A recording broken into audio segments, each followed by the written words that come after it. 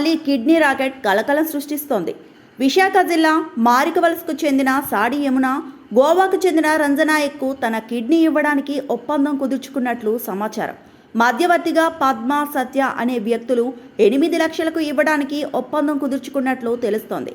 Kidney మార్పిడి చేస్తున్న సమయంలో యమునకు ఫిట్స్ రావడంతో చనిపోయినట్లు సమాచారం.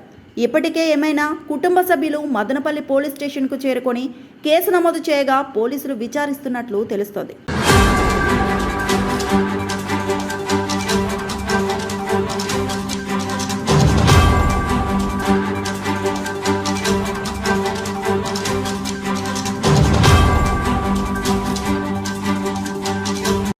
ఏపీలో మళ్లీ కిడ్నీ రాకెట్ కలకలం సృష్టిస్తోంది.